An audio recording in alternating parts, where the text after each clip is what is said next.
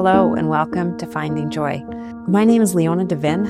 I am the host of the podcast.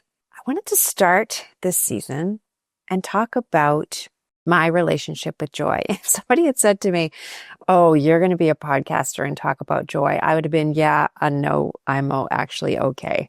The reason being is that talking about that, especially in circumstances in our world right now where things are less than joyful, there's a lot of pain, a lot of collective suffering, and individual struggle and strife. And I don't want to be that one who's like smearing icing on what I would call a crap cake. That is the antithesis of who I want to be. But when I look back in my life and in the grittiest places, I have experienced these little sparks, or what I call spots of joy, that have proven to illuminate my path. They have lightened my load. They have created unexpected meaning and purpose that I wouldn't have found had I not recognized the joy in those moments. So my hope is that in exploring and finding joy together, we will discover greater meaning, purpose, and richness in life. So a little bit about me. I am by day, I like to say, a leadership and executive coach. And I've had a long-standing relationship with joy. But what I notice in my work with clients is that when they come back to the truth of who they are, a lot of my work is around the work of Brené Brown and wholehearted leadership and being genuine and authentic, deeply rooted in our values, and using grounded confidence skills in order to show up and lead, and most often in really difficult situations. And what I notice as I coach people in sometimes that chaos is that when they really understand who they are, they get the clarity to know who they are, the confidence to be who they are through our work together, and muster up the courage to go live who they are, they experience unexpected joy. And that joy becomes like a compass. And sometimes it's like their North Star. And at other times it's their jet fuel. And sometimes it's the backdraft. So joy weaves its way in unexpected ways. That is some of what I want to explore on this podcast. For myself, my own exploration and journey with joy started years ago. I was going through a really challenging time in my life. I had been married for almost a decade, and that was imploding. I felt like my family was being torn apart. I felt my identity was changing in so many unexpected ways. My son had a life-threatening brain tumor at the same time, and had surgery for that and recovery from that. And I'd have these synchronous moments, like I said, little joy spots that would show up. And they were the things that allowed me, kind of like Reese's Pieces in the E.T. movie. And maybe I need to update my reference because E.T. is pretty old at this point, but so am I. And it just illuminated the path. It made me feel like there was something more to life that was threading these awful places together with more meaning and more purpose.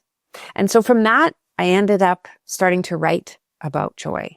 And I wrote a book calling Finding Your Joy Spot, with the idea of joy shows up in these spots that are unexpected and often in the dark. I am not the kind of person that talks about joy where it is, oh, unicorns and fairy dust and rainbows. I hate that stuff, to be honest. I'm more, how is joy deeply and intrinsically tied to the truth of who we are and the meaning and the purpose in our lives? And so one of the things that started to show up in my work as a coach when I started this 15 years ago, working with my own coach, was she said, and I was not open to hear this at the time. She said, a lot of your work has to do with this really deep sense of joy and helping people find joy. And again, I was like, look, I'm going through hell.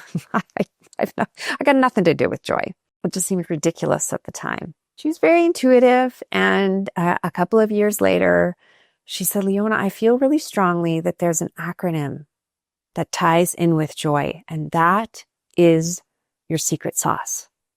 And so devastatingly, not because she held the acronym or was going to give me more information, she had been so pivotal in my role of coming home to myself. She passed away. So we never continued to explore the acronym. And it was only in the last year I was anticipating living with greater courage, living with greater bravery to be more me. And I have a morning practice. I meditate, I journal, I do yoga, I go for a walk. And I had committed in that year, which had also come out of a meditation, that I would go on a personal retreat once a month. And on this retreat, I would spend time in nature, I would spend time writing, and I would spend time meditating. This was all self-led. And so I was meditating and I was struggling with who I'm really meant to be, how I can be more authentic, more truthful about how I want to live my life. And not that I was living my life in a dishonest way, but more that I was kind of hedging my bets. I was clipping my wings, softening my corners. And a lot of that had been from preconditioning, some of the things that I talk about in my writings and in my work. And what I bring out in the work with my clients, and how shame will keep us small, that feeling that is so intrinsic to all of us, that we want to belong, we want to fit in. And I kept hearing in this meditation, Leona, just own you, just own you, just own you. And so I came out of the meditation and I was writing, I really just need to own who I am, what I'm meant to do, and live in greater alignment. I need more courage. I'm getting more clarity. I'm learning to be more confident. And I had all these research-backed tools, which I still use with my clients. I talk about in my book and in my upcoming book, Unapologetic. But as I looked at my page, I realized, just own you. Oh my goodness. Just own you. Just own you is the acronym for joy. And so joy found me in that acronym because that is the heart of my work, to help people come back to the truth of who they are. And the just part is the surrender to who you are. Get clear on who you are and own who you are. Embrace who you are.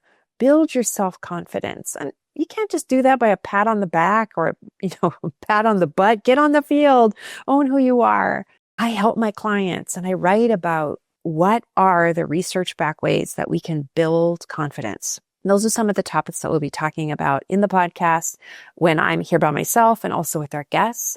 And then have the courage to go be who you are, to bring all of who you are into your life, into your leadership, and into the places that matter most. So that when we skid across the finish line, our hair can be blown back, kind of like my hair now, with delight. That's my hope for everyone. That's my mission, is to help people come back to themselves and tether to the truth. And what they're going to get there is joy. What they're going to see is going to light their path on the way.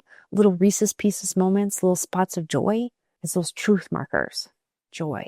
And so this podcast is meant to be anything but trite.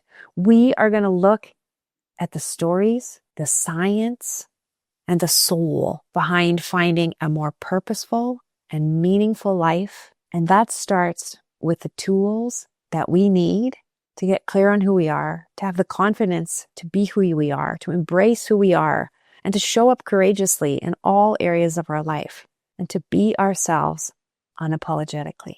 I am so glad that you are here.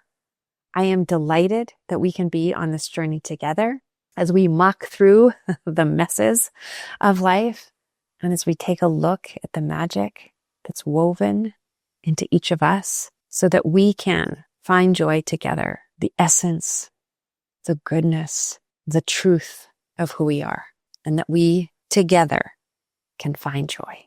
So thank you for being here. I look forward to finding joy together.